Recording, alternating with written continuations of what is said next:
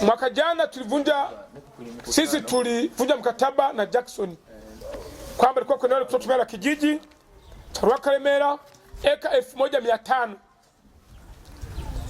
alipewa na serikali iliyotangulia, sio serikali hii, serikali ya nyuma.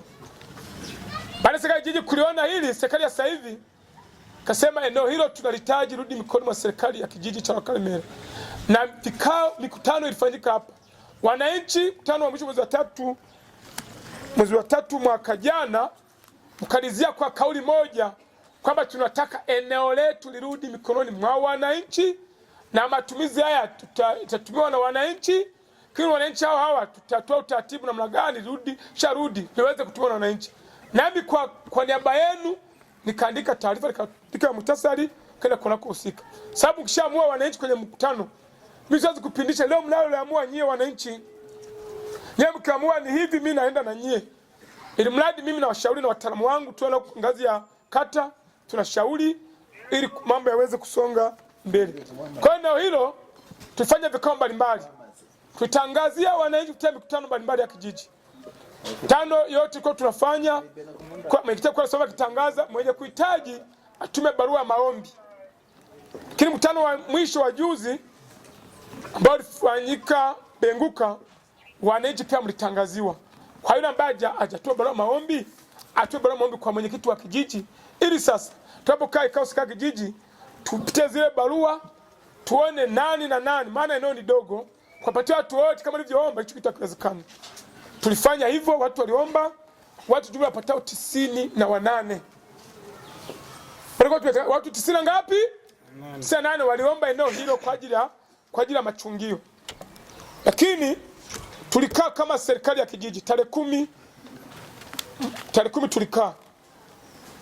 Tulijokaa kama tarehe 1 mwezi wa 4. Tarehe 1 mwezi wa 4 tulikaa kama serikali ya kijiji. Kwa zile barua 98 zikaja mbele ya wajumbe.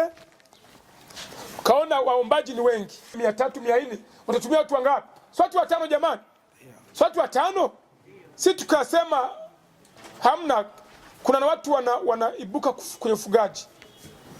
Mtu anakuta na ng'ombe 2, ana ng'ombe 5, ana ng'ombe 6, na anahitaji kufanya nini? Kufuga kama wengine. Kile mheshimiwa mwenyekiti na ndugu wananchi, baada ya kutangaza pale kuna watu wanaonekana mtu ana eneo la kijiji tayari, analipia kwenye kijiji eneo, alafu anakuja kuomba tena eneo jingine. Jamani, huo ndio suluhu jamani. Suluhu jamani. Yaani mtu ana eneo la kijiji anafugia. Analo kabisa miaka zaidi ya 3 4 5. Leo tena andika barua mnipe na kule tena mnipe eneo. Si ndio jamani? Au mwingine amekimbizwa kule, tabia mbaya alizo nazo, labda Keza Nyakisasa, anakuja hapa naomba Rwakaremera mnipe eneo. Mwingine kwenye umoja wa wafugaji cha Rwakaremera, tuna umoja wa wafugaji cha Rwakaremera, hajajisajili. Kiuliza afisa mifugo wa kata mimi simjui. Sasa mfugo wa mwenyekiti wa wafugaji wa wilaya, huyu mtu ana ng'ombe, hana ng'ombe, wengine hata ng'ombe hata moja hana. Sababu nimetangaza tangazo watu waombe, akasema mimi naomba.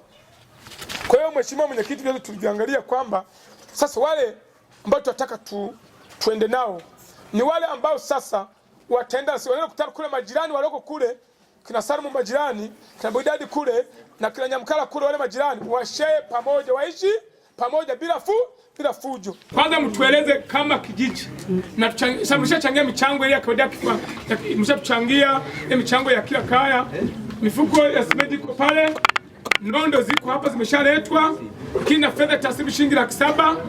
Kwa hiyo tunaenda kuinua boma. Tutafanya nini? Matofali ya kubeza boma yote yapo.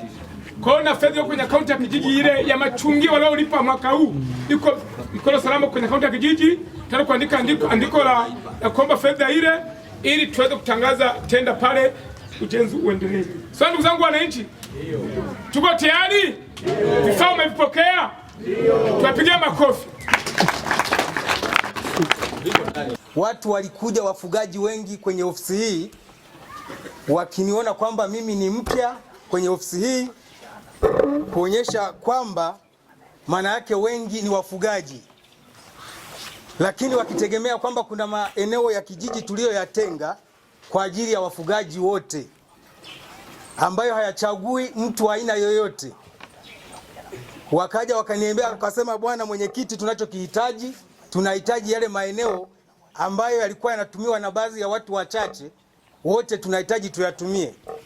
Mimi nilichokifanya, nilianza kupima akili za ndugu zangu waliokuja kwangu, lakini kapima na akili yangu kwamba hivi wanalolileta ni kwa ajili ya kuibua mgogoro wa wafugaji kwa wafugaji au ni kumaliza mgogoro.